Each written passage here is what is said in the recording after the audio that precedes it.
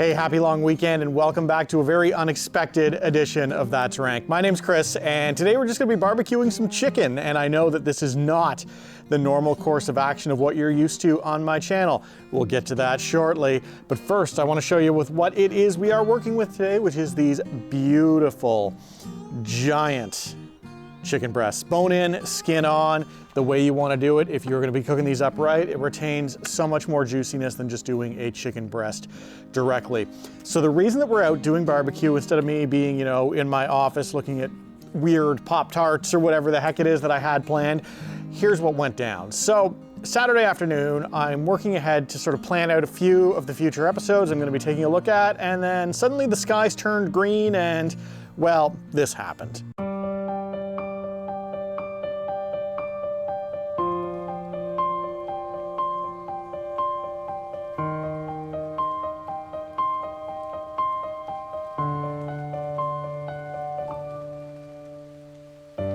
All that to say is that I huddled up in the basement for about a 5 to 10 minute period, and by the time I came out, there was my roof all over my front lawn. We were knocked out of power, of which we are still knocked out of power. If you're seeing this, it's good news. It means that my power is back on, but this is how we have spent the better part of the long weekend, making it just a little bit difficult to plan ahead the content. Some bad news, unfortunately, we have lost a lot of what we had in our fridge and our freezer, which does mean that I lost Van Leeuwen's pizza flavored ice cream.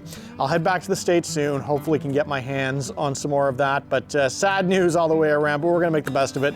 So let's get busy and let's start some barbecuing. So I've got my grill rocking and rolling, I've got a little bit of charcoal, and we're actually gonna be cooking over direct heat today. Usually when you're gonna see me barbecuing, it's gonna be over indirect heat, indirect meaning that there's something in the way of the fire or the coals.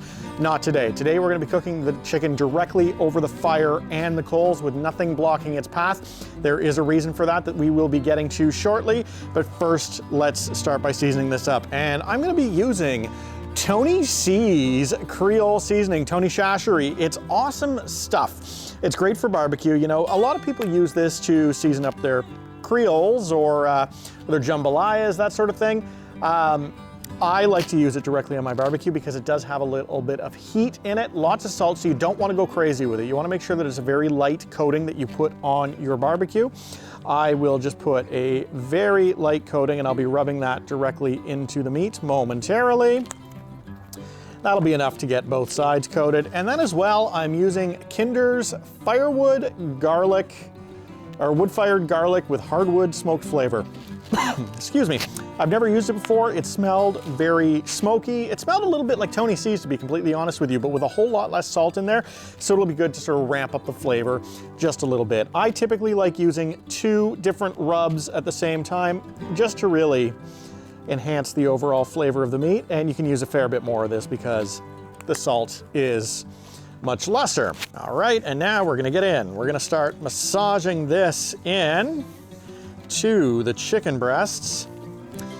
Some people like to put it directly under the skin. I don't see the necessity in going about that. If you're gonna eat the skin anyway, don't bother. The only reason I can see massaging this underneath the skin and really getting your fingers in there to take care of that is if you're planning to remove the skin.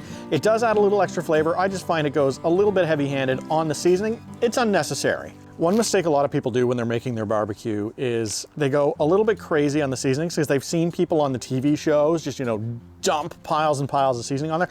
Don't do that. Don't go hog wild with your seasonings.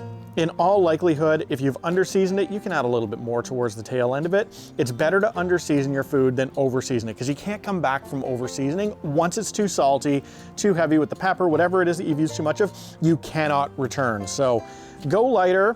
Add more if you need to later on. However, this looks pretty good as it is. Okay, so you can see in the pit right now, we don't have like monster fire flying up out of this thing. And the reason for that is I've allowed the coals to cook down. So what you're dealing with right now is literally just 350 degrees of pure heat. The fire's not gonna come running up and spitting at the chicken, and you don't want that. Whoops. There we go. We're gonna get those on. And now there's one more thing that I wanna do before I cease, and that's this right here. I can't believe it's not butter, but you got spray butter. And what the spray butter does is it's actually gonna help the skin. What it does is the oil helps crisp it up, so it's how you get that really nice crispy chicken that you crave so much whenever you're eating barbecued chicken. If you don't add these oils to it, you run the risk of the skin tightening up and getting leathery. You don't want that. You want it to stay nice and crispy and brown, and the butter really helps with that. Anyway, for now, we've got the butter on top, we've got the seasonings good to go, so all that's left to do is close up the lid, let this start cooking down. We'll check back in about 20 or 30 minutes time to add a little bit more butter, and I'll see you then. You know what the craziest part of that storm was that we dealt with the other day is just the fact that within 5 or 10 minutes, and that's all that it was here for, just the severe amount of damage that it took out. First of all, it knocked out nearly 200,000 people in the Ottawa area from power, still having a dramatic impact on the capital as a whole, myself included. But on top of that, just take a look at some of these still images here. You know, you've got cars that are crushed, buses that are trapped, trees down all over the city, power lines everywhere. It's a total calamity. And of course, the biggest travesty of them all is the fact that I can't get coffee, and I basically subside on coffee. So I want to go out to Tim Hortons and grab me some, but everybody else in the city gets the exact same idea. And I live in the city of Canada, which is just outside of Ottawa, and there's maybe only 3 or 4 restaurants that are open right now. So what happens is everybody else gets the same idea, and cars are backed up all the way onto the main stretches of roads, actually causing some degree of traffic jams, even though nobody's got anywhere to go. It's a long weekend, like nobody's leaving the area. Absolute insanity. Anyway, let's take a look at the chicken at this stage. So, there it is. You can hear that beautiful sizzle of the meat cooking over the coals. I'm gonna zip in right now and give it one more layer of the squeeze butter.